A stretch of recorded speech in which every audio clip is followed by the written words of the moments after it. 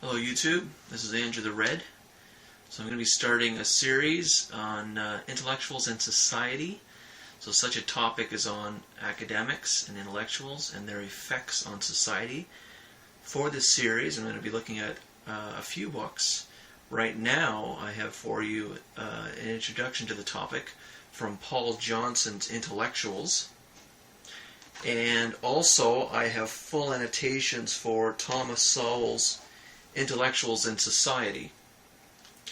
And I've read the 2009, that was the first edition, and I picked up the revised edition, just came out last year, and read the new chapters and made notes on those chapters. I'm also going to later, so I'm going to make a few videos based on these books first, and then I'm going to move on to other books. I also have Thomas Sowell's Vision of the Anointed. Now, he will talk about this book a little bit, or the ideas in this book a little bit in Intellectuals and Society, but certainly I think this book will probably offer more specific information on his idea of the anointed and their vision, and why the public has been continuously swallowing such a vision, or being made to swallow it. I also have ordered on the way Posner's book on public intellectuals, and a book called Ideology and Ideologists. Last name of the author starts with an F, but I can't remember what it is. So I wanted to do a video about why you might want to watch this series, because I kind of jumped right into it. I don't know, maybe about a week ago I recorded the first video where you see me wearing kind of a white shirt. And I hadn't thought, after watching it, before posting it, I thought, well, I might want to do a video on why someone would care about this stuff and why someone would want to watch it. So, more and more these days, people are going off into university or college rather than just high school and moving on to the workforce. And therefore, more and more young people are being, I don't want to say subjected to, they are more and more are experiencing intellectuals and are being affected by them. So if that is the case for you and you're wondering what you're getting into going into university, then this is something that you should be aware of. That's probably my, that would be my, the purpose of doing these videos is awareness. Awareness of the climate that you're entering, the intellectual climate. There's all kinds of politics in university, depending on the kind of subject matter you get into. You're going to have more leftist type professors, which are more socialist type professors, or depending on the discipline, you may be seeing more moderate or even on the right, although that's less. There's less people on the right in universities. Another reason you may be interested in is because there's more and more people going into university, there's also more people going into graduate school, which is what I am doing, and I have done. So the more, if you're going into graduate school, then you're going to be getting exposed to more of the intellectuals, because you'll be working with one or two as your supervisors. So overall, the point of this series is awareness of the limits on intellectuals, the history of intellectuals, and the kinds of experiences that you will likely be getting in university and in graduate school. Intellectuals and professors and all that do have an effect on people. They can alter your prior conceptions. Not necessarily a bad thing, but I think the most important thing is that you are aware of those effects.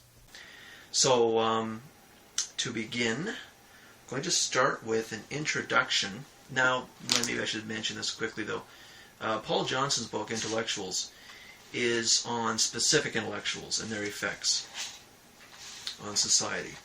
So just to give you a couple here, Jean-Jacques Rousseau, so he was into education. Karl Marx, so political, economic. Tolstoy, literature. Hemingway, literature. Bertrand Russell was most consider him a philosopher, but he started out as a mathematician, and then he entered his opinions. He added his opinions into the other fields, which we'll talk about when we get to the Sowell's book. and some other random people. He doesn't have an introduction to his book, but the first 2 pages of his chapter on Jean-Jacques Rousseau, he talks about, it's essentially an introduction, and it's a good one, and I want to start this series with that. So starting from Paul Johnson. Over the past 200 years, the influence of intellectuals has grown steadily. Indeed, the rise of the secular intellectual has been a key factor in shaping the modern world. Now, this is a very important point. Historically, intellectuals have been from the clergy. They have been religious leaders. And as Paul Johnson says further down, let me read this first. It is true that in their earlier incarnations as priests, scribes, and soothsayers, intellectuals have laid claim to guide society from the beginning. So, what I just kind of said there. But here's an important point. But as guardians of a hieratic cultures, whether primitive or sophisticated, their moral and ideological innovations were limited by the canons of external authority and by the inheritance of tradition. They were not and could not be free spirits or adventurers of the mind. That's a very important point. Essentially, that religious leaders had to stay within a boundary, within the scholarship, whether that be the Bible, whether that be the Quran, etc. They could not make radical points of view, unlike free thinkers, free secular thinkers, for example. So that's a very important turn into intellectuals, secular intellectuals. So Paul Johnson continues, with the decline of the clerical power in the 18th century, a new kind of mentor emerged to fill the vacuum and capture the ear of society. So you could consider from a cultural evolution standpoint, the public have always been, corralled along by their leaders. The public have sought leadership. The leadership in the past was largely religion, especially when the public were fearful and they needed some confidence in their life. Life was very difficult. Death was daily. So they needed that kind of leadership. And that leadership in the past came almost solely from religion. So Paul Johnson says here, the secular intellectual might be deist, skeptic, or atheist, but he was just as ready as any pontiff or presbyter to tell mankind how to conduct its affairs. So there's a difference here in what has changed and what hasn't changed. The source of knowledge has changed, but telling people what to do and having that power, intellectuals have kept that power. So going further on now from Paul Johnson, for the first time in human history, and with growing confidence and audacity, men arose to assert that they could diagnose the ills of society and cure them with their own unaided intellects. More, that they could devise formulae whereby not merely the structure of society, but the fundamental habits of human beings could be transformed for the better. So Paul Johnson concludes now. This will be the last quote from Paul Johnson to get us going with this series. He says, now after 2 centuries, during which the influence of religion has continued to decline, and secular intellectuals have played an ever-growing role in shaping our attitudes and institutions, it is time to examine their record, both public and personal. In particular, I want to focus on the moral and judgmental credentials of intellectuals, to tell mankind how to conduct itself. How did they run their own lives? With what degree of rectitude did they behave to family, friends, and associates, etc., right?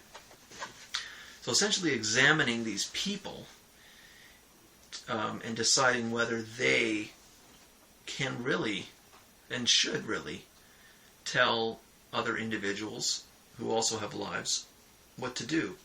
Whether their expertise can really expound them privileges to guide a person's entire life.